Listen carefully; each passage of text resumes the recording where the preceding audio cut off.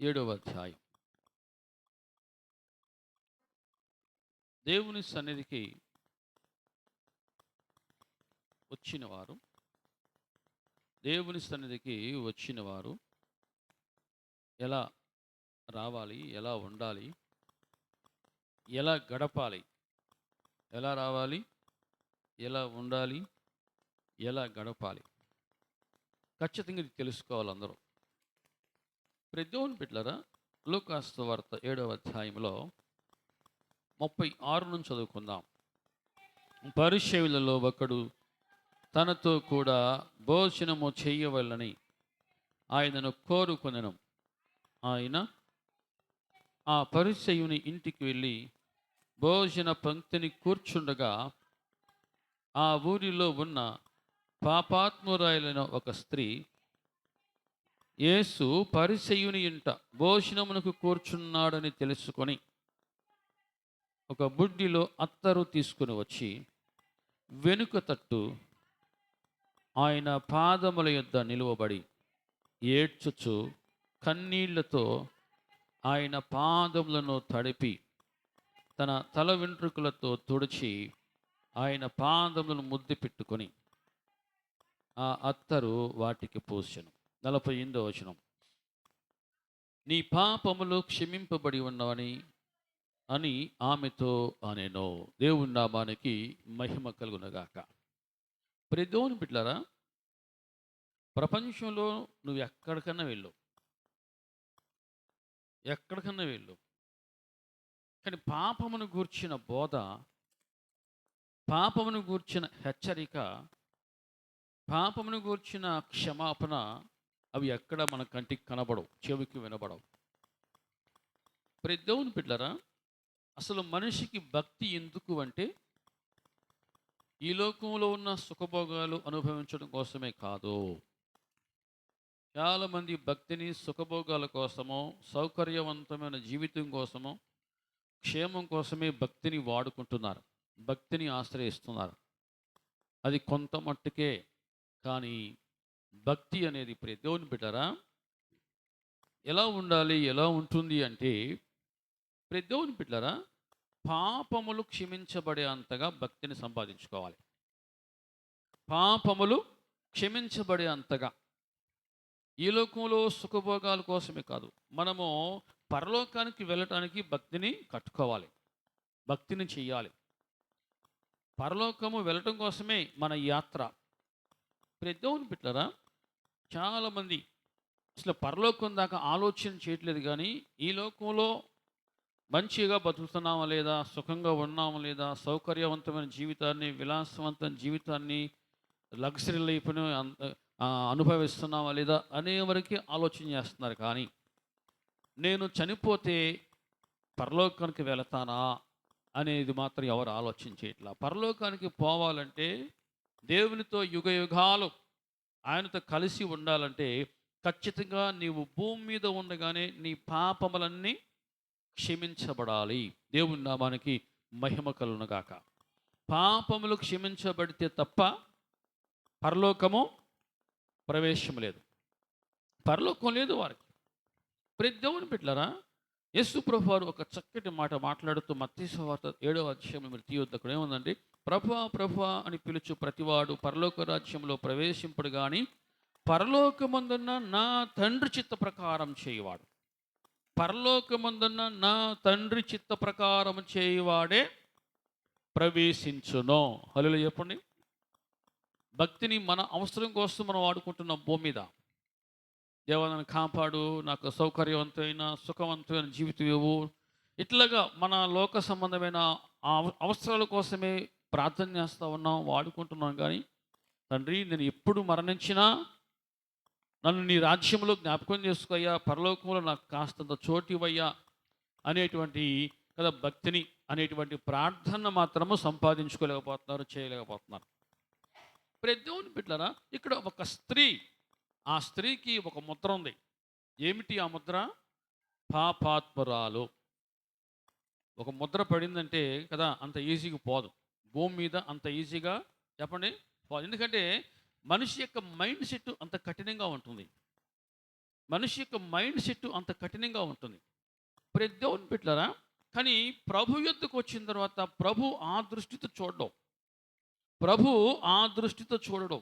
మరి ఎలా చూస్తాడు? ఆమెలో ఉన్న పశ్చాత్తాపాన్ని చూస్తాడు. ఆమెలో ఉన్నటువంటి పరివర్తన, మార్పునే చూస్తాడు. ప్రతి దేవుని బిడ్డలారా, ఇక్కడ ఒక స్త్రీ అటువంటి పేరును కలిగి ఉన్న ఆ ఊర్లో పాపాత్మురాలు అని.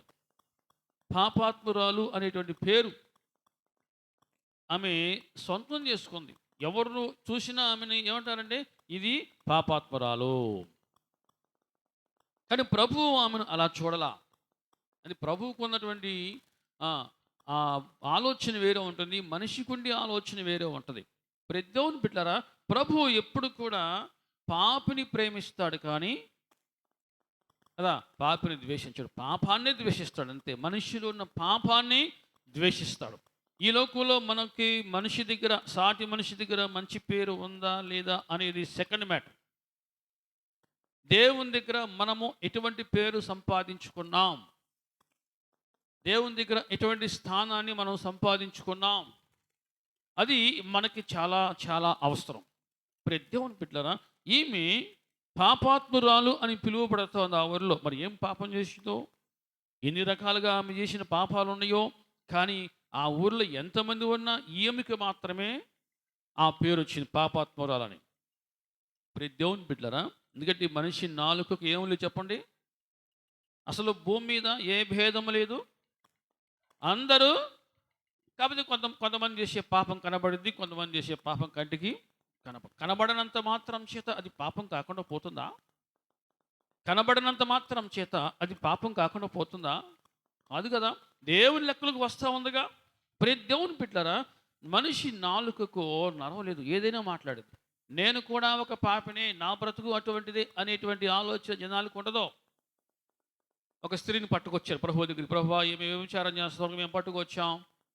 ఇదిగో మరి ధర్మశాస్త్ర ప్రకారం రాళ్ళతో కొట్టి ఆమెను చంపాలని ఉంది కదా, మరి నువ్వేం చెప్తావు? ఒకవేళ వద్దు అంటే ధర్మశాస్త్రాన్ని అతిక్రమిస్తున్నారు, మేరుతున్నాడు అనేసి ముద్రేస్తారు. కాదు, రాళ్ళతో కొట్టి చంపండి అంటేనేమో మరి ఈయన కరుణామూర్తి ఉన్నారు, ప్రేమమూర్తి ఉన్నారు కదా, మరి ఈయనే ఆ పని చేయమంటాడేంటి అంటారు. అంటే ఇటు నుంచి ఎటైనా ఈ నాలుక తిరుగుతూ ఉంటుంది. ప్రతి దేవుని బిడ్డలారా, లోపట ఎన్ని మొక్కలున్నా, ఎన్ని రకాల తిండి పదార్థాలున్నా, ఏ నాలుక ఏ విధంగా ఎగదూసుకుంటుందో తెలుసు కదా. మనిషి నైజం అది, మీకు అర్థం అవ్వాలా? హల్లెలూయా. మనిషి నైజం అది. ప్రతి దేవుని బిడ్డలారా, ప్రభు అన్నాడు, మీరు చెప్పింది కరెక్టే, కానీ మొదటిగా మీలో పాపము లేనివాడు ఎవడో, పాపం చేయనివాడు ఎవడో వాడే మొదటిగా ఆమె మీద రాయి విసరొచ్చు అని చెప్పాడు. దేవుని నామానికి మహిమ కలుగునుగాక. మొదటిగా మీలో పాపం లేనివాడెవడో. కొందరు చేతులు ఎప్పుడుకో రాళ్ళే ఉంటాయి. ఎవరి మీద రాయి విసురుతామా? ఎవరి మీద రాయి విసురుతామా? ఎందుకంటే కొందరికి ఉన్న అలవాటు అది.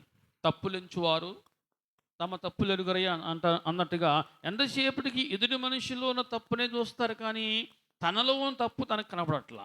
అందుకే ప్రభు అన్నాడు, నీ కంటిలో ఉన్న దూలాన్ని ముందు నువ్వు తీసేసుకో అంటాడు. హల్లెలూయా. అప్పుడు అందరూ హల్లెలూయా. ఈమె ఎక్కడికి రావాలో, ఎవరిని ఆశ్రయించాలో అక్కడికే వచ్చింది, ఆయనని ఆశ్రయించింది. కానీ అక్కడ ఉన్న వాళ్ళు ఆలోచన తెలుసా? అరే ఇదేంటి? 39వ వచనంలో ఉంది, ఆయనను పిలిచిన పరిసయ్యుడు అది చూచి, ఈయన ప్రవక్త అయి ఉన్న ఎడల తన్ను ముట్టుకొనిన ఈ స్త్రీ యవతియో ఎటువంటిదో ఎరిగి ఉండును, ఇది పాపాత్మురాలు అని తనలో తాను అనుకుంటున్నాడు. కొంతమందికి ఇది ఒక జబ్బు ఉంటుంది, తనలో తాను అనుకోవటం. కొంతమందిని చూడగానే కదా అనుకోవటం మొదలేస్తారు. అనుకోవటమే ఇది ఒక పాపాత్మురాలు. అటువంటిది ఈమె వచ్చి ఇలా చేస్తూ ఉంటే ప్రభువుకు తెలియదా? ఈమె యవతియో ఎటువంటిదో ఆయనకు తెలియదా? నిజంగా ఈయన ప్రవక్త అయి ఉంటే ఖచ్చితంగా ఎరిగి ఉంటాడు కదా. ఒక పాపాత్మురాలు వచ్చి ప్రవక్తను ముట్టుకుంటుందా? ఒక పాపాత్మురాలు ప్రవక్త దగ్గరికి రాగలదా అనేటువంటి ఆలోచనతో ఉన్నాడు ఆ పరిసయ్యుడు. అందుకే ప్రభు చాలాసార్లు బైబిల్ చరిత్రలో ఎక్కువగా గద్దించింది, తిట్టింది ఎవరిని తెలుసా? ఈ పరిసయ్యులు, శాస్త్రులనే. వేషధారులైనా, శాస్త్రులారా వేషధారులైనా, అంటే ఎంతసేపటికి ఎదుటి మనిషిలో తప్పును చూడటమే కొంతమందికి అలవాటైపోయింది. ఎవరికి వాళ్ళు నేను సరి చేసుకోవాలి, నేను సరి చేసుకోవాలి, సరి చేయబడాలి అనేటువంటి ఆలోచన కలిగి ఉంటే బాగుంటుంది, కానీ అటువంటి ఆలోచన లేదు. ఎంతసేపటికి ఎదుటి మనిషి మీద రాయి విసరడమే అలవాటుగా మార్చుకున్నారు. ప్రతి దేవుని బిడ్డరా, ఎంత ఘోర పాపినైనా ప్రభు అంటాడు, నా ఎద్దుకొచ్చేవారని నేనెంత మాత్రమును త్రోసివేయను. హల్లెలూయా చెప్పండి. ఎంత ఘోర పాపినైనా సరే నేను త్రోసివేయను. ఆ పాపి ప్రభు యొద్దకు వచ్చిన తర్వాత ఎలా మార్చబడతాడు? పరిశుద్ధునిగా మార్చబడాలి. హల్లెలూయా చెప్పండి. పరిశుద్ధునిగా మార్చబడతాడో. పాపిని పాపిగా ప్రభు తిరిగి పంపడం, పరిశుద్ధునిగా పంపుతాడు. ప్రతి దేవుని బిడ్డలారా, ఇది మనం నేర్చుకోవాలి. మనము భూమి మీద ప్రభువును నమ్ముకొనక ముందు ఎంతకాలం ఎలా జీవించామో, కానీ ప్రభువును నమ్ముకున్న తర్వాత మన జీవితాలు పరిశుద్ధపరచబడ్డాయి. పరిశుద్ధపరచబడిన జీవితాలని మనము కొనసాగించాలి, కలిగి ఉందముగాక. ఆమేన్. ప్రతి దేవుని బిడ్డలారా, ఇది పాపాత్మురాలు కదా. అంటే మనిషికి వెంటనే నెగిటివ్ మైండ్ వస్తూ ఉంటుంది, వ్యతిరేక ధోరణి. ఎవరిని కూడా మంచి ఆలోచనతో, మంచి దృష్టితో చూసేటువంటి నైజం మనిషికి లేదు. వ్యతిరేకత, నెగిటివ్ ఆలోచనలే. ఏం మనిషి ఎప్పుడు పాపిగానే ఉంటాడా? మనిషి ఎప్పుడు పాపిగానే ఉంటాడా? మనిషి ఎప్పుడు ఒకే రకంగా ఉంటాడా? పాపి పరిశుద్ధుడిగా మారటానికి అవకాశం లేదా? మారడా? కానీ మారిన మనిషిని కూడా ఇంకా అదే దృష్టితో చూసే లోకం ఇది. పరిశుద్ధునిగా మారిన తర్వాత కూడా అదే దృష్టితో చూసే లోకం. ఎందుకంటే మనిషికి ఆ పుట్టుకతోని అనుమానం కదా, అవమానం, ఈ రెండు కూడా వెనకాల బయలుదేరుతాయి. ఈ పుట్టుకతో అనుమానం, అవమానం, ఈ రెండు చక్రాలలాగా బయలుదేరుతాయి మనిషికి. ఎలాగ అవమానించాలో, ఎలాగ అనుమానించాలో, ఇదే ధోరణి. ఎలాగ అవమానించాలి, ఎలా అనుమానించాలి, ఈ రెండు చక్రాలు ఈ జీవితంలో బాగా పనిచేస్తూ ఉన్నాయి. ప్రతి దేవుని బిడ్డరా, ప్రభు యొద్దకు వచ్చిన ఈమె ఏం చేస్తూ ఉంది చూద్దాం. ఏం చేస్తూ ఉంది? 37వ వచనంలో, భోజనము కూర్చున్నాడని తెలుసుకొని ఒక అత్తరు బుడ్డిలో అత్తరు తీసుకుని వచ్చి వెనుక తట్టు ఆయన పాదముల యొద్ద నిలువబడి ఏడ్చుచు కన్నీళ్లతో ఆయన పాదములు తడిపెను. హల్లెలూయా చెప్పండి. ఒక మనిషి మారాడు అంటానికి ఒకటే గుర్తు, పశ్చాత్తాపం, మారు మనసుతో కూడిన దుఃఖం. నేను తప్పు చేశాను పశ్చాత్తాపడిన వాడే కనికరించబడతాడు. నువ్వు చూసావా? ఎవరు చెప్పారు? నా చెప్పు. అసలు ఎవరు చెప్పారు నీకు అని మళ్ళీ గదమాయించడం, ఇంకా ఎక్కువగా గొడవ పెట్టుకోవడం చేస్తా ఉంది. ప్రతి దేవుని బిడ్డరా, నీవే ఆ మనుష్యుడవు అన్నాడు. ఎవరో ప్రవక్త, ఎవరో నాతాను ప్రవక్త. ఎవరితో? ఒక రాజుతో అన్నాడు. రాజు అనుకుంటే ఏదైనా చేయగలరు. అవసరమైతే ఈ ప్రవక్త తీసుకుని పోయి చెరసాలు బంధించండి రా, చెరఛేదనం చేయండి రా అంటే చేస్తారు. అటువంటి అధికారము ఆ రోజుల్లో రాసుకుంది. ఆ ప్రవక్త వచ్చి చెప్పాల్సింది మొత్తం చెప్పాడు.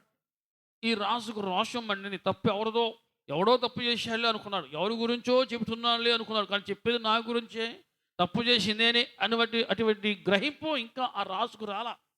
ఆ రాజుకు ఎప్పుడు వచ్చిందంటే, రాజు ప్రవక్త మీరు చెప్పండి అయ్యా, దైవజనుడా మీరు చెప్పండి, ఎవరు ఆ మనుషుడు, ఎవరు ఆ తప్పు చేసిన ఎవరు? నిశ్చయముగా ఆ మనుష్యుడు మరణానికి పాత్రుడు అన్నాడు. మరణ శిక్షకు పాత్రుడు. దైవజనుడా చెప్పు, ఇప్పుడే ఆ మనిషిని శిక్షిస్తా. అప్పుడు ఆ ప్రవక్త అన్నాడు, ఆ మనుష్యుడవో నీవే. వెంటనే రాజు తనకున్న అధికారాన్ని పరువు పెద్దామో, విలువ పెద్దామో, గౌరవం పోద్దామో, 10 మంది నా గురించి నవ్వుకుంటారేమో అని అనుకొని, అరే నువ్వు చూసావా? ఎవరు చెప్పారు నీకు? నువ్వు దైవజనుడు అయితే మాత్రం, నువ్వు పాస్టర్ అయితే మాత్రం అసలు నీకు ఎవరు చెప్పారు? నువ్వు చూసావా అని గదమాయించవచ్చు. ఎవరు? దావీదు రాజు. కానీ గదమాయించలా. దేవుని భయము దావీదుకు ఉంది కాబట్టి. దైవజనుడు అంటే దావీదుకు భయం ఉంది. దైవజనుడు నోట ఏదైనా పొరపాటున ఒక మాట వస్తే అది చాలా ప్రమాదకరము అనే విషయము దావీదు రాజుకు బాగా తెలుసు. దైవజనుడి నోట ఒక మాట పొరపాటున వచ్చింది అంటే అది చాలా ఇబ్బంది, చాలా ప్రమాదకరం. అది ఆ రాజుకు బాగా తెలుసు.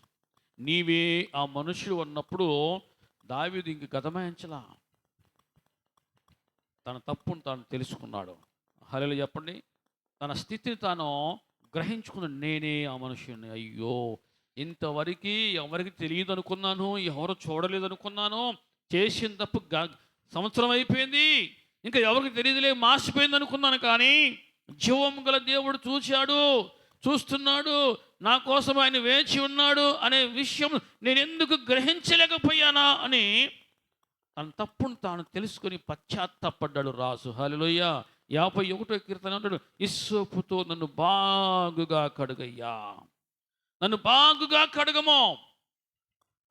ఎక్కడి నుంచి అసలు నా పుట్టుకే, అసలు నా బ్రతుకే పాపము, నా పుట్టుకే పాపమయ్యా అన్న స్థాయి నుంచి దేవుని బిడ్డల అంతగా తన్ను తాను తగ్గించుకొని పశ్చాత్తాపడ్డాడు. దుఃఖముతో కూడినటువంటి పశ్చాత్తాపం, మారు మనసుతో కూడిన పశ్చాత్తాపం దావీదు కలిగి ఉన్నాడు. కాబట్టి దావీదు కనికరించబడ్డాడు, క్షమించబడ్డాడు. హల్లెలూయా.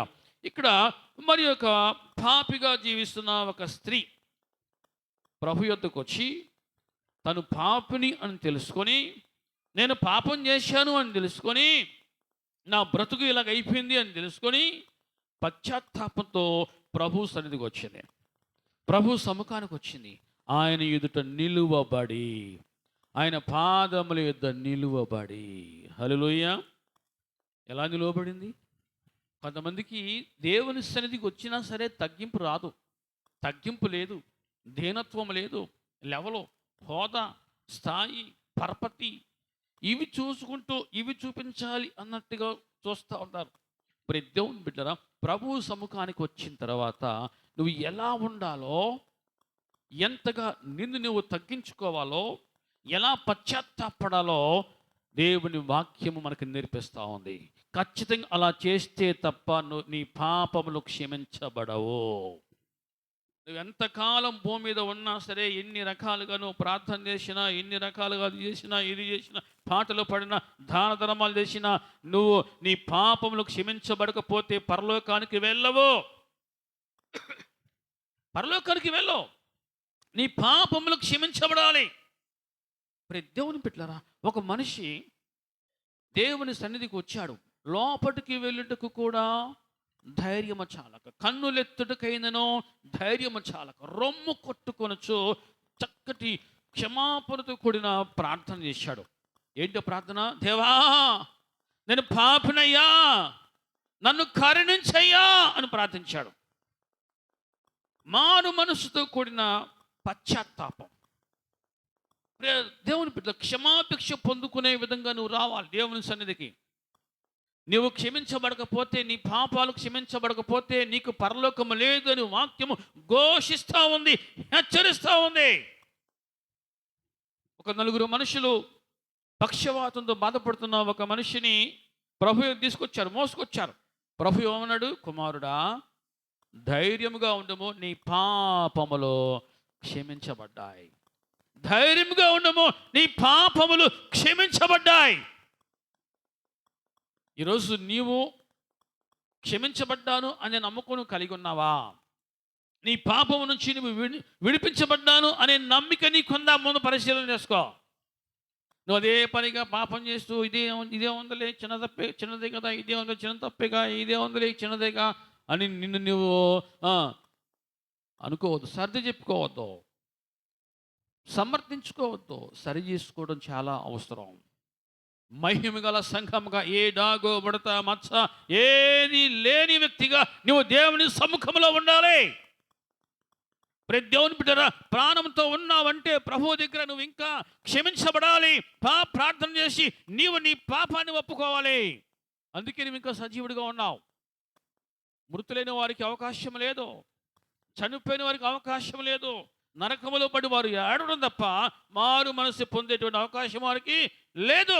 కానీ నువ్వు ఇంకా బ్రతికున్నావంటే మారు మనసు పొందే అవకాశం ఉంది, క్షమాపణ పొందుకునే అవకాశం ఉంది, పాపములు క్షమించబడాలని ప్రార్థన చేసే అవకాశం ప్రభువునికి ఇచ్చాడు. వ్యర్థం చేసుకోవద్దు సమయాన్ని. మనం చూస్తున్నాం దేవుని బిడ్డరా, పాదముల యొద్ద నిలువబడి ఏం చేస్తా ఉంది?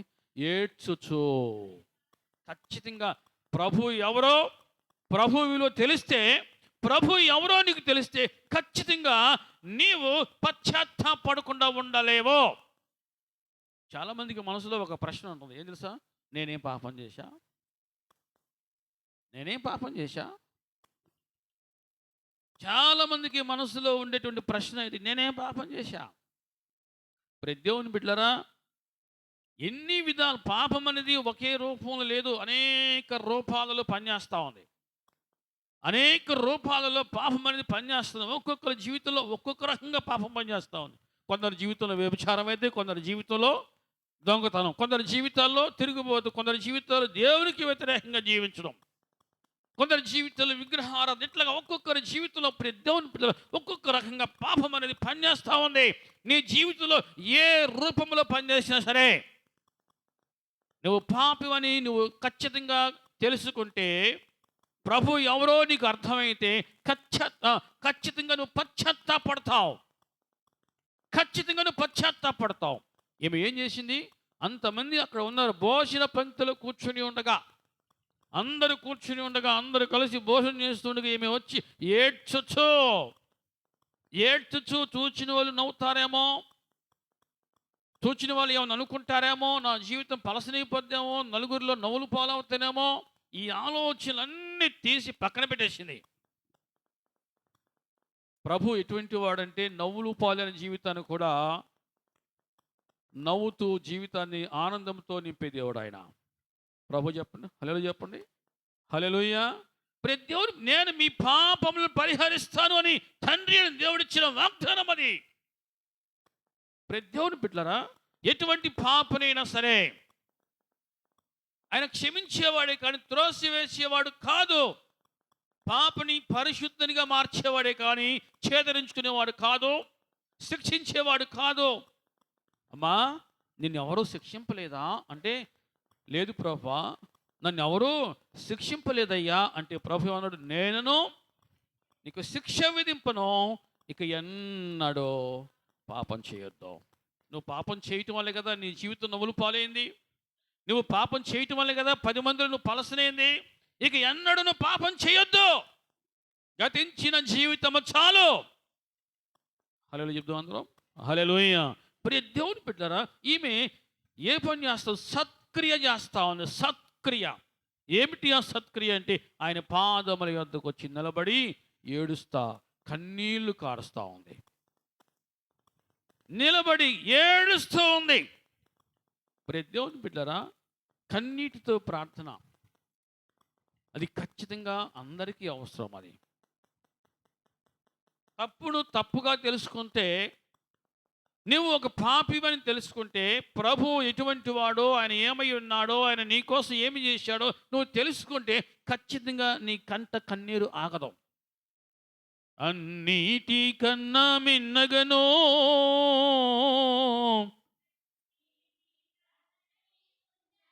ఉందా?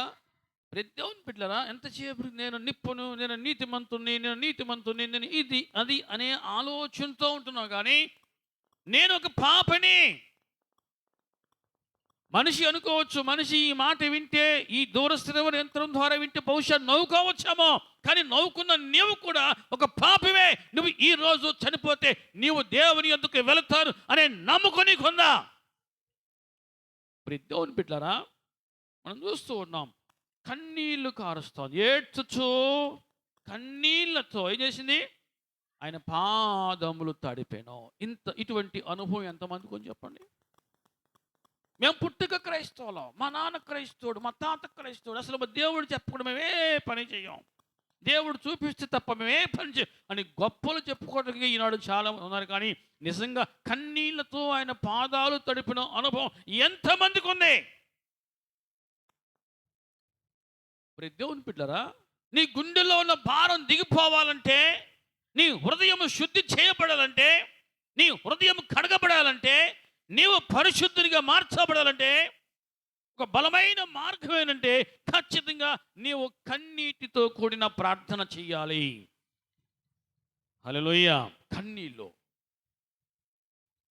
చూడండి, ఎవరైనా సరే ప్రతి దేవుని బిడ్డ కన్నీరు కారిస్తే ఎదుట ఉన్న మనిషి ఏ విధంగా జాలి చూపిస్తాడు? అయ్యో పాప పోనీలే అనేసి. ప్రతి దేవుని బిడ్డ కన్నీళ్లు కార్చే విధానాలు కూడా చాలా రకాలు ఉన్నాయి. కానీ ఇక్కడ ఏమి కన్నీరు కారుస్తోంది? నేను పాపినయ్యా అని ఒప్పుకుంటా ఉంది. నేను పాపినయ్యా అని ఒప్పుకుంటా ఉంది ఏమే. ప్రతి దేవుని బిడ్డ నలుగురు ఏమని అనుకోని, ప్రభువా నేను నీ పాదాల యొద్దకు వచ్చా, నన్ను పరిశుద్ధులుగా మార్చయ్యా, నీవు మాత్రమే నన్ను మార్చగలవు, నీవు మాత్రమే నన్ను క్షమించగలవు. ఈ లోకము క్షమించదు, ఈ ఊరు నన్ను క్షమించదయ్యా, క్షమించే అంత పెద్ద మనసు ఈ లోకానికి ఈ ఊరికి లేదు, కానీ నీవు నన్ను క్షమిస్తావు. కన్నీటితో ప్రార్థన చేస్తున్నాం, కన్నీళ్లతో ఆయన పాదాలు తడుపుతా ఉంది. నువ్వు ప్రభువుని తెలుసుకున్నప్పుడు, సరే నువ్వు ఏ స్థితిలో వచ్చావో, ఎందుకు వచ్చావో, మొత్తం మీద ప్రభు ఎందుకు వచ్చావు, ఎప్పుడన్నా క్షమాభిక్ష కొరకు, పాపముల నుంచి విడుదల కొరకు నువ్వు ఏ రోజైనా అయ్యా నేను పాపినయ్యా, నన్ను కనికరించయ్యా, నన్ను కరుణించయ్యా, నన్ను నీ రక్తంతో కడుగయ్యా, నన్ను కడుగు, బాగుగా కడుగని ఏ రోజైనా కన్నీరు కార్చి పశ్చాత్తాపడి ప్రార్థించావా? అటువంటి అనుభవం నీకుందా? ఉంది అన్న వాళ్ళు చెప్పండి హల్లెలూయా. నువ్వు దేవుని యొద్దకు వచ్చిన తర్వాత, ప్రభు సన్నిధికి వచ్చిన తర్వాత కూడా నువ్వు ఇంకా పాపములోనే జీవిస్తూ ఉంటే నువ్వు ఇంకా ఎప్పటికీ నువ్వు పరిశుద్ధునిగా మారగలవు. ఇక్కడ ఈ స్త్రీ దేవుని బిడ్డ కన్నీరు ఏడ్చుచు కన్నీరు కారుస్తా ఆయన పాదాలు తడిపింది. రోజులు మన కోసం ఆగో. 2024 కూడా అయిపోతుంది మన క్యాలెండర్ ప్రకారం. ఇంకొక నెల అయితే కదా, ఇంకో 29 రోజులు 30 రోజులు అయితే ఇది కూడా అయిపోతుంది. అంటే రోజులు గడిచి కొద్దీ నల్లగా ఉన్న వెంట్రుకలు ఏమైపోతాయి? తెల్లగా అయిపోతాయి. నిగనిగలాడుతున్న చర్మం ఏమైపోద్ది? ముడతలు పడిపోద్ది. ఏ రంగు చూసుకొని కదా, ఏ జడ చూసుకొని, ఏ వెంట్రుకలు చూసుకొని, ఏ చర్మాన్ని చూసుకొని ముసి కదా ఆనందపడతా ఉన్నావు. ఒకరోజు అది క్షీణించిపోద్ది కదా, శిథిలమైపోద్ది. కన్ను చనిపోయే నాటికి ప్రియ దేవుని బిడ్డరా, నీవు గనక క్షమించబడకపోతే నీకు పరలోకం లేదు. రోజులాగో, నెలలాగో, సంవత్సరాలు కూడా నీ జీవితంలాగో అవి గడుస్తూనే ఉంటాయి. ఎక్కడ ఆయన కోరుకున్న మార్పు? ఆయన కోరుకున్న మార్పు నీలో ఉన్నదా? ఊరంతా ఏమనుకొని, ప్రభా నీవు మాత్రమే నన్ను క్షమిస్తావయ్యా అని ఆయన పాదాల యొద్దకు వచ్చింది. ప్రియ దేవుని బిడ్డరా, ఒక మనిషిని నీవు నమ్మించాల్సిన అవసరం లేదు. నువ్వు మారావా లేదా ప్రభుని నువ్వు నమ్మిస్తే చాలు. ప్రభు ముందు నిన్ను నువ్వు రుజువుపరచుకుంటే చాలు. మనం చూస్తున్నాం ప్రియ దేవుని బిడ్డరా, కన్నీరు ఏడ్చుచు కన్నీళ్లతో ఆయన పాదాలు తడిపింది. ఏం చేసింది? తల వెంట్రుకలతో తుడిచెను. హల్లెలూయా. తల వెంట్రుకలతో అంటే అంటే నడినెత్తి నుంచి అరికాలు వరకు ఎంతగా తగ్గించుకోవాలో అంతగా తగ్గించుకుందామే. ప్రియ దేవుని బిడ్డరా, తల వెంట్రుకలతో ఆయన పాదాలు తొడవటం. స్త్రీ ఎక్కువగా దేనిని ఎక్కువగా ఇష్టపడింది? దేన్ని ఎక్కువ ఇష్టపడతారమ్మా? జుట్టు, పొడవాటి జుట్టు. ఎవరైనా సరే కదా, మనిషి అంతా ఎర్రగా ఉండాలి, తెల్లగా ఉండాలి కోరుకుంటారు. కానీ బొచ్చు కూడా తెల్లగా కోరుకుంటారా? తల వెంట్రుకలు తెల్లగా ఉండాలి కోరుకోరు, ఎర్రగా కోరుకు నల్లగా ఉండాలి అని కోరుకుంటారు. అంటే అంతగా స్త్రీ ఆ వెంట్రుకలను ఇష్టపడింది. తల వెంట్రుకలతో పాదాలు తొడటం అంటే ఆమె ఏం చేసింది? ఎలా అందిద్ది? ఏమో నుంచుంది అనుకుందాం. తల వెంట్రుకలతో పాదాలు ఎలా తుడిచిద్దమ్మా? పాదాలు ఎక్కడ ఉంటాయి? కింద ఉంటాయి. కానీ ఎలా తుడిచింది ఆమె? Completely surrender her life. సంపూర్ణంగా తన్ను తాను తగ్గించుకొని ఆయన పాదాల మీద పడిపోయింది. అది పశ్చాత్తాపం అంటే. అది పశ్చాత్తాపం. నేను తగ్గను, నేను లొంగను, నేను వంగను, నేను ఇంతే ఉంటా అన్నట్టుగా ఉంటే నువ్వు క్షమించబడవు. దేవుని యొద్దకు వచ్చిన తర్వాత, ప్రభు యొద్దకు వచ్చిన తర్వాత నువ్వు ఎలా ఉండాలో అలా ఉంటేనే నువ్వు క్షమించబడతావు. నువ్వు నీ లెవెల్ని, నీ హోదాను, నీ స్థాయిని చూపించాలని వస్తే ప్రభు అంటాడు, ధనవంతుడు పరలోక రాజ్యంలో ప్రవేశించుట కంటే ఒంటె సూది బిక్షములు దూరట సులభం అంటాడు. అంతే. దేవుని బిడ్డలారా, ప్రభు ఈ లోకానికి ఎందుకు వచ్చండి? పాపమును గురించి బోధించుటకు, హెచ్చరించుటకు. నువ్వు పరలోకానికి పోవాలంటే ఖచ్చితంగా భూమి మీద నీ పాపాలకు క్షమించబడాలి అని అని హెచ్చరించుటకు ఈ భూమి మీదకి వచ్చాడైన. దేవుని బిడ్డలారా, సమాజం అంతా ఆమెను ఎలా చూసిందో కానీ ప్రభువు మాత్రం ఆమెను ఆ దృష్టితో చూడలా. ఆ దృష్టితో ఆయన చూడలేదు. ఆయన చూడలా. తల వెంట్రుకలు తుడిచి ఆయన పాదాలను ముద్దు పెట్టుకొనెను. హల్లెలూయా. ఇది ఇస్కరియోతు యోధ ముద్దు పెట్టుకుని ఎందుకు? ఆయన అప్పగించుటకు ముద్దు పెట్టుకున్నాడు. మరి ఏమెందుకు ముద్దు పెట్టుకుంది? పాపాలు క్షమించబడాలి, పశ్చాత్తాపడుతూ ఉన్నామే అయ్యా అని కన్నీటితో ఆయన పాదాలు తడిపి, తల వెంట్రుకలతో ఆయన పాదాలు తుడిచి, దేవుని బిడ్డలారా, ఆయన పాదాలు ముద్దు పెట్టుకుంటా ఉంది. అంటే పూర్తిగా తన్ను తాను సరెండర్ చేసుకుంటా ఉంది. తను పూర్తిగా ఆయనకు లోబరుచుకుంటా ఉంది, లోబడుతూ ఉంది. దేవుని బిడ్డలారా, నువ్వు దేవుని సన్నిధికి వచ్చిన తర్వాత నిన్ను నువ్వు పూర్తిగా దేవునికి లోబరుచుకుంటే తప్ప నీకు పరలోకం లేదు. మెడలు వంచకపోతే నీకు పరలోకం లేదు. నీ హృదయం తగ్గకపోతే నీకు పరలోకం లేదు. నీ హృదయంలో మార్పు లేకపోతే నీకు పరలోకం లేదు. దేవుని బిడ్డలారా, అనేక సార్లు మీ ముందు ఒక ప్రశ్న ఉంచుతూ ఉన్నాను. ఈ రోజు నువ్వు చనిపోతే దేవుని యొద్దకు వెళతాను అనే నమ్మకం నీకుందా అని. తేలిక తీసుకోవద్దు. ఆ ప్రశ్న తేలిక తీసుకోవద్దు. ఆ ప్రశ్నను తేలిక తీసుకోవద్దు. ఒక్కసారి నీవు ఒక్కసారి స్కాన్ చేసుకో. నీ అంతరంగంలో ఎన్ని అరమరలు ఉన్నాయో, ఎన్ని రహస్య పాపాలు ఉన్నాయో, ఎన్ని అవిధేయత పాపాలు ఉన్నాయో, దేవునికి అయిష్టమైనవి ఎన్ని నీ హృదయంలో దాచిపెట్టుకున్నావో ఒక్కసారి నువ్వు పరిశీలించుకుంటే చాలా మంచిది. హల్లెలూయా. అందరం హల్లెలూయా. దేవుని బిడ్డలారా, ఆమె ఎంతగా తగ్గించుకోవాలో అంతగా తగ్గించుకుంది. భక్తుడు దావీదు తన జీవితంలో 38వ కీర్తన మనం చూస్తున్నాం. 38వ కీర్తన 18వ వచనంలో, నా దోషమును నేను ఒప్పుకొనుచున్నాను, నా పాపమును గూర్చి విచారపడుచున్నాను. మనిషిని మోసం చేయొచ్చాము కానీ దేవుణ్ణి ఎప్పటికీ ఎవరో చెప్పండి మోసం చెయ్యలేరు. మనిషిని మోసం చేయొచ్చు, బుకాయించవచ్చు, దబాయించవచ్చు, నమ్మించవచ్చు, కానీ ప్రభువును నువ్వు ఎప్పటికీ మోసం చేయలేవు, నమ్మించలేవు, దబాయించలేవు. దేవుని బిడ్డలారా, భక్తుడు దావీదు తన తప్పును తాను తెలుసుకున్నాడు. నీవే ఆ మనుష్యుడవు అన్నప్పుడు బుకాయించలా, దబాయించలా. ఎంతగా తగ్గించుకోవాలో అంతగా తగ్గించుకుంటున్నాడు. ఎందుకు విచారపడుతున్నాడంట? ఎందుకు విచారపడుతున్నాడు?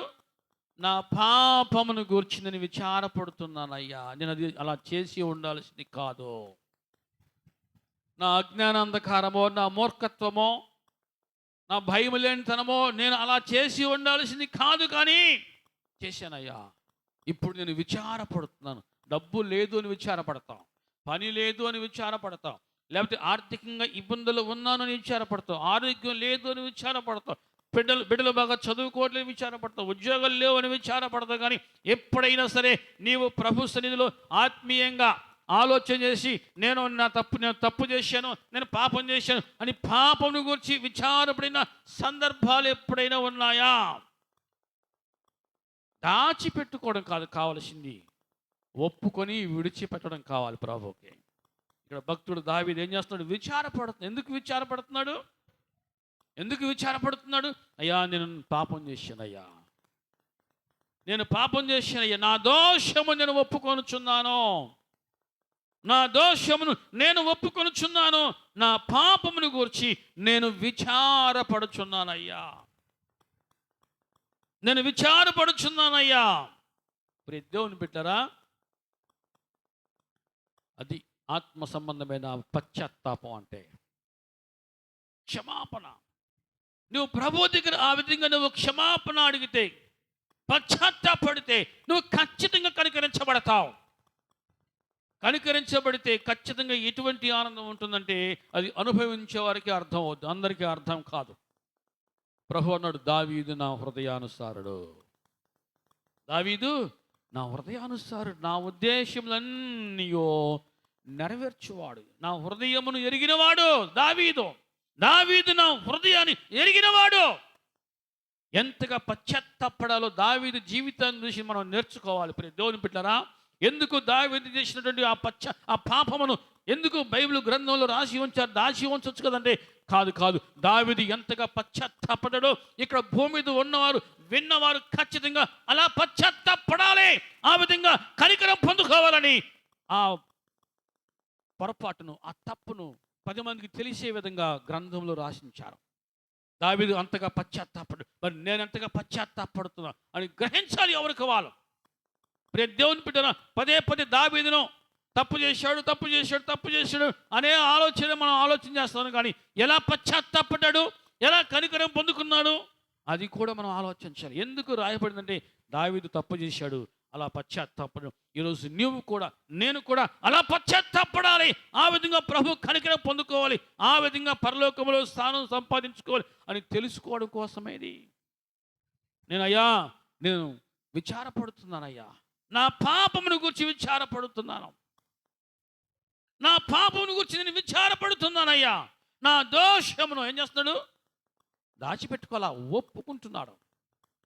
ఒప్పుకున్నాడు. అదే మాట అపొస్తలుడైన పౌలు అంటాడు. ప్రియ దేవుని బిడ్డలారా, 2వ కొరింథీ పత్రికలో, ప్రియ దేవుని బిడ్డ చూద్దాం, 2వ కొరింథీ పత్రికలో 7వ అధ్యాయంలో 10వ వచనం 9 నుంచి చూద్దాం. మీరు దుఃఖపడితేరని సంతోషించుటలేదు, మీరు దుఃఖపడి మారు మనసు పొందితేరని ఇప్పుడు సంతోషించుచున్నాను.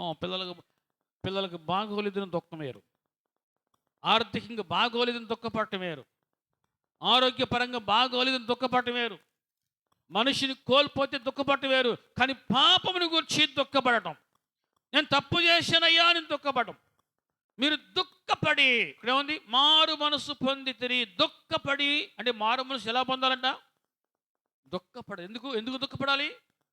పాపం చేసినందుకు, తప్పు చేసినందుకు, దేవునికి విరుద్ధంగా నడుచుకున్నందుకు, దేవుని చిత్తానికి విరుద్ధంగా ప్రవర్తించినందుకు దుఃఖపడి మారు మనసు పొందాలి. దుఃఖపడకుండా మారు మనసు పొందాను అంటే వట్టిదే. దేవా నీ స్తోత్రం ప్రభువా, నేను పాపనయ్యా, నన్ను క్షమించయ్యా, నువ్వు కడిగావని, నేను పరిశుద్ధిగా మార్చబడ్డానని నేను నమ్ముతున్నానయ్యా, నీకు వందనాలు, ఆమెన్ అని అయిపోద్దా? నో. ఏది నీ దుఃఖం? ఏది? దేవుడు దాన్ని చూడాలి, నిజంగా దాన్ని దేవుడు చూడాలి. ఏ పాపం ఏ రూపంలో వస్తే పాపం, నువ్వు ఖచ్చితంగా దాని విషయంలో ఆయన పాదాలు ఏదో దుఃఖపడాలి. అయ్యా నేను తొందరపడ్డానయ్యా, పాపం చేశానయ్యా, నన్ను క్షమించయ్యా. దుఃఖపడి మారు మనసు పొందితరని ఇప్పుడు సంతోషించుచున్నాను. పరలోకమందలి దూతలు, పరలోకమందలి తండ్రి ఎప్పుడు సంతోషపడతాడు? పాపి మారు మనసు పొందినప్పుడు. ఎలా మారు మనసు పొందుతాడు? దుఃఖముతో కూడిన మారు మనసుది. దుఃఖము, నేను తప్పు చేశానయ్యా, ఇంతకాలం నేను ఇలా బాధ పెట్టానయ్యా, నిన్ను గాయపరిచానయ్యా, మరలా నీ గాయాన్ని మరలా రేపుతూనే ఉందనయ్యా, నన్ను క్షమించయ్యా, ఇక నుంచి నేను అలా ఉండను, ఇక నుంచి నేను నువ్వు కోరుకున్నట్టుగా నేను ఉంటానయ్యా అని దుఃఖపడితే అది మారు మనసు అంటే. ఒక్కసారి మారు మనసు పొందితే మరలా పశ్చాత్తాపడరు. అక్కడ చూస్తున్నా చూడండి, 9వ వచనం. ఏలయనగా ఏ విషయంలో నేను మా వలన మీరు నష్టము పొందకుండాటకే దైవ చిత్తానుసారముగా దుఃఖపడితిరి. దైవ చిత్తానుసారమైన దుఃఖము రక్షణార్థమైన మారు మనసును కలుగజేయును. ఈ మారు మనసు పశ్చాత్తాపం పుట్టించదు. అంటే ఏంటి? మారు మనసు పశ్చాత్తాపం పుట్టించదు అంటే అర్థం ఏంటమ్మా? ఒకసారి నువ్వు మారు మనసు పొందిన తర్వాత మరలా జీవితంలో మళ్ళీ నీవు పశ్చాత్తాపడే పనులు చేయవు. అర్థం అవుతుంది అని వాళ్ళు చెప్పండి. హల్లెలూయా. దైవ చిత్తానుసారమైన దుఃఖము రక్షణార్థమైన మారు మనసును కలుగజేయును. ఈ మారు మనసు పశ్చాత్తాపం అంటే నేను తప్పు చేశాను, నన్ను క్షమించే అని నువ్వు మరలా పశ్చాత్తాపడే పని నువ్వు చేయవేక ఒకసారి నువ్వు తెలుసుకున్నావు, పశ్చాత్తాపడ్డావు, దుఃఖపడ్డావు, మారు మనసు పొందావు, ఇక అలాగే నువ్వు జీవిస్తూ ఉంటావు. నువ్వు మళ్ళీ తప్పు చేస్తే నువ్వు మళ్ళీ మళ్ళీ పశ్చాత్తాపడతావు. కానీ రక్షణార్థం మారు మనసు, నిజంగా నువ్వు మారు మనసు పొందితే నువ్వు జీవితంలో మరలా ఎప్పుడు పశ్చాత్తాపడే పనులు చెయ్యవో. హల్లెలూయా. ఈ మారు మనసు పశ్చాత్తాపం పుట్టించదు. అయితే లోక సంబంధమైన దుఃఖము అది అని తప్పు చేసి మళ్ళీ తప్పు చేసి చేసిన తప్పు దుఃఖపడి ఆ దుఃఖం మనిషికి రక్షణ కలుగదు కానీ మరణాన్ని తీసుకొస్తుంది. ప్రియ దేవుని బిడ్డలారా, ఇక్కడ ఈ స్త్రీ పశ్చాత్తాపడింది. తన తల వెంట్రుకలతో ఆయన పాదాలు తుడిచింది. ప్రభువు నమ్మాడంతే. ఆమె విస్తారంగా చేసిన పాపాలు ఏమి తెలుసా? క్షమించబడ్డాయి. 45వ వచనం, 7వ అధ్యాయం 45వ వచనం.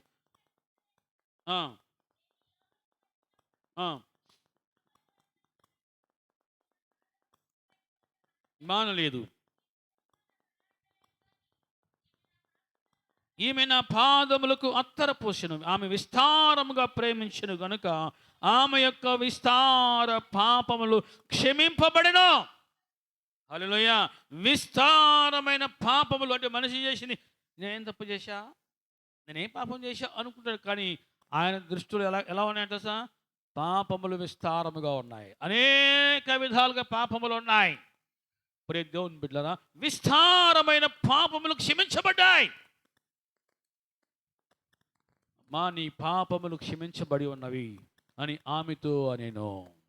అంటే ప్రభువుని ఎంత ఎక్కువగా నువ్వు ప్రేమిస్తావో అంతగా నీ పాపములు క్షమించబడతాయి. ప్రభువును ప్రేమించేవారు నేను పాపినయ్యా అని పశ్చాత్తాపడతారు. పశ్చాత్తాపడిన తర్వాత మారు మనసుతో కూడిన రక్షణ పొందుకుంటారు. రక్షణ పొందుకున్నవారు ఇక ఎన్నడూ పాపం చేయరు. పాపాలు క్షమించబడతాయి. వారి జీవితంలో మళ్ళీ ఇక పశ్చాత్తాపడవలసిన అవసరం లేదు. ప్రతి దేవుని బిడ్డరా, వాక్యము సెలవిస్తా ఉంది, ఈమె పాపములు క్షమించబడి ఉందని ఎప్పుడైతే ప్రభు అన్నాడు, ఎంత అదృష్టవంతురాలు ఆమె. అంతవరకు ఊళ్ళో ఉన్న వాళ్ళందరూ కూడా ఆమె పాపాత్మురాలు అన్నారు. కానీ ప్రభు అన్నాడు, ఆమె పాపములు క్షమించబడ్డాయి. మనిషి క్షమించినా నష్టం లేదు, క్షమించకపోయినా నష్టం లేదు. క్షమించిన లాభం లేదు, నష్టం లేదు. క్షమించకపోయిన లాభం లేదు, నష్టం లేదు. కానీ ప్రభు క్షమిస్తే ఖచ్చితంగా వారి జీవితం అంతా లాభమే. వారి ప్రాణాన్ని కాపాడుకుంటారు. వారి ప్రాణాన్ని కాపాడుకుంటారు, వారి ఆత్మను రక్షించుకుంటారు. ప్రియ దేవుని బిడ్డలారా, మనం చూస్తున్నాం, లాస్ట్ మాటలు మనం చూస్తున్నాం. చదవమ్మా. నీ విశ్వాసము నిన్ను రక్షించెను. అంటే ఏ వ్యక్తిలో, ఏ హృదయంలో పాపం ఉంటుందో ఆ మనిషికి సమాధానం ఉండదో, నెమ్మది ఉండదో.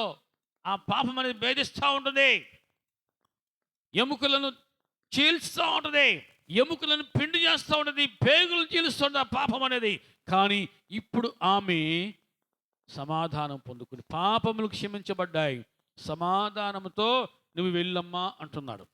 అంటే హృదయంలో నుంచి పాపం అనేది బయటకు పోతే, అది కడిగి వేయబడితే ఆ మనిషికి ఎప్పుడూ సమాధానం ఉంటుంది, ఆ మనిషికి ఎప్పుడు నెమ్మది ఉంటుంది, ఆ మనిషికి ఎప్పుడు సంతోషం ఉంటుంది.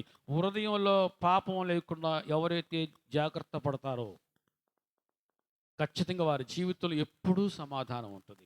పాపం చేస్తే సమాధానం కోల్పోతారు, మనశ్శాంతి కోల్పోతారు, నెమ్మది కోల్పోతారు, సంతోషాన్ని, ఆరోగ్యాన్ని కూడా కోల్పోతారు.